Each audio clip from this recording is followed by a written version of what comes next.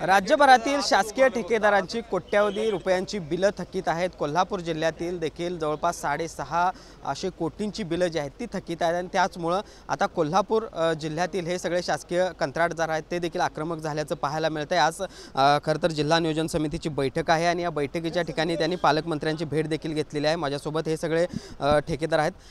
काय सांगाल, किती रुपयांची बिलं सध्या थकलेत, काय नेमकी परिस्थिती आहे? आता फक्त जिल्ह्याचा जर विचार केला तर जिल्ह्यामध्ये 630 कोटी रुपयाची बिलं आमची थकीत आहेत। त्यामुळे आम्ही सर्व जिल्ह्यातील कॉन्ट्रॅक्टर पूर्ण रस्त्यावर आलेलो आहे। बँकांनी देखील कर्ज द्यायची बंद केलेले आहेत, सगळ्यांचे अकाउंट NPA झालेले आहेत। त्यामुळे आम्ही ह्यानंतर 14 फेब्रुवारीपासून पूर्ण महाराष्ट्रामध्ये रस्त्याचे कामं बंद करण्याचं आंदोलन करणार आहे। त्यामुळे आमचे कामगार व म्हणजे लाखो कामगार आहेत त्यांच्यावर भूकमार उपासमार येण्याची शक्यता आहे। रस्त्याची कामं करणारे तुम्ही सगळे कॉन्ट्रॅक्टर आहात, काय नेमकी आत्ता सध्याची परिस्थिती आहे, काय दिसते? नाही, सध्याची परिस्थिती म्हणजे आम्ही कामं केलेली आहेत, स्वतःचे पैसे लावून बँकांचे कर्ज घेऊन आम्ही कामं केलेली आहेत। कामं सुस्थितीत आणणार आहे, लोकांना त्रास होणार नाही अशा पद्धतीने आम्ही दक्षता घेणार आहे आणि त्यानंतर आम्ही काम बंद करणार आहे। आज पालकमंत्र्यांची भेट घेतलेली, कशा पद्धतीचा प्रतिसाद एकूणच सरकारकडून दिसतोय? साहेबांनी निवेदन आम्ही साहेबांना दिल्यावरती साहेबांनी त्याच्यावरती गांभीर्याने विचार करून आम्ही शासनाला तुमची भावना कळवतो असं आम्हाला पालकमंत्री साहेबांनी सांगितलेलं आहे। तुम्ही काय सांगाल, काय नेमकी परिस्थिती आहे सध्या विशेषतः रस्ते कंत्राटदारांची आता सध्याची परिस्थिती म्हटली तर बाप भीक मागू देत नाही आणि आई पोटाला देत नाही अशी परिस्थिती आज कंत्राटदारांची झालेली आहे। आणि ही दयनीय परिस्थिती जर आता नष्ट व्हायची असेल तर शासन आणि प्रशासनाने लवकरात लवकर लक्ष घालून प्रलंबित देयकं जी आहेत, प्रलंबित निधी आहे ती त्यांनी लवकरात लवकर अदा करावी एवढीच आमची मागणी आहे। साधारण कंत्राटदार असतील किंवा त्यांच्या हाताखाली असणारे जे कामगार असतील, किती लोकांना या सगळ्याचा फटका बसतोय ज्या पद्धतीने ही बिलं मिळाली? आता तसं जर पाहायला गेलं तर आज कंत्राटदार व्यवसायाच्या संबंधातून बरेचसे व्यवसाय असे आहेत की ते कंत्राटदारीवर अवलंबून आहेत। म्हणजे लाखो कामगार तरी ह्याच्यासाठी उपासमारीची पाळी तर आलेलीच आहे। त्याबरोबर डिझेल पंपवाले असतील, स्पेअर पार्ट दुकानदार असतील, क्रशरवाले असतील, क्रशरशी निगडीत इतर व्यवसाय असतील, म्हणजे प्रत्येक व्यवसायाची हा धंदा निगडीत असल्याकारणानं प्रत्येक व्यवसायावर ह्या धंद्याचा नक्कीच परिणाम होणार आहे। खरं तर निवडणुकीच्या काळात ज्या काही लोकप्रिय घोषणा केल्या गेल्या त्याचा हा परिणाम दिसतोय का, विशेषतः लाडकी बहीण?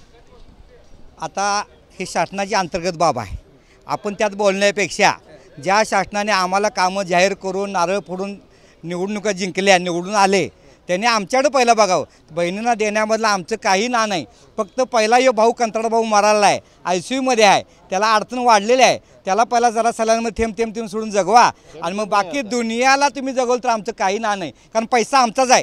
ते काय शासन म्हणजे काय छापून कुठं आणत नाही टांगसाळ, आम्ही टॅक्स भरतो त्याच आहे। आता जर तुम्ही आम्हाला पैसे दिले आम्ही टॅक्स भरू शकत नाही, काटा खाली येणार, टॅक्सच भरला पैसे नाही तर आमच्याकडे कुठलं देणार आम्ही? त्यामुळं कर वसुलीसुद्धा कमी होऊ शकते। त्यामुळे शासनानं आम्हाला द्यायचं ह्या खिशातनं त्या खिशातनं काढून घ्यायचं अशी योजना आहे। त्यामुळं आम्हाला शासनानं पैसे द्यावं आणि देऊन हे कामं जे आल्या त्यांना जे आनंद मिळाला पाहिजे ते मिळेल आम्हाला पैसे दिल्यावर, नाहीतर मग एकदा सुरुवात झाली तर येण्याचा पाडा होईल।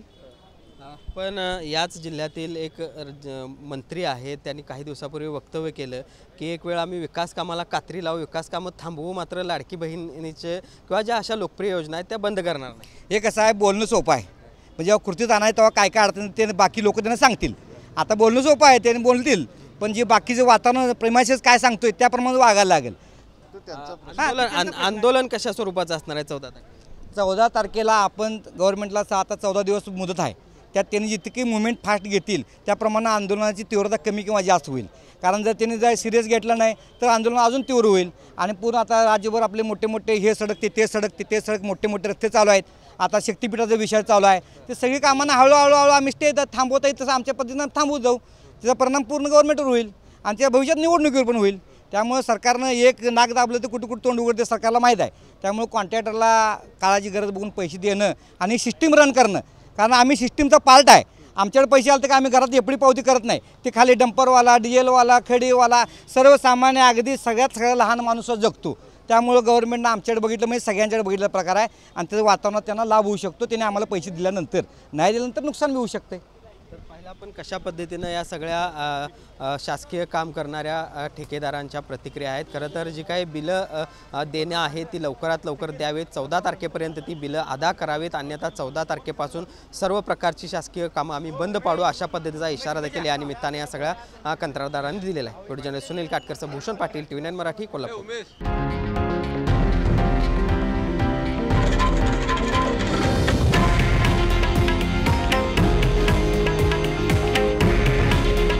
हे आहे देशातील नंबर 1 न्यूज नेटवर्क आणि आपण पाहत आहात TV9 मराठी. काळजी तुमची, हित महाराष्ट्राचं.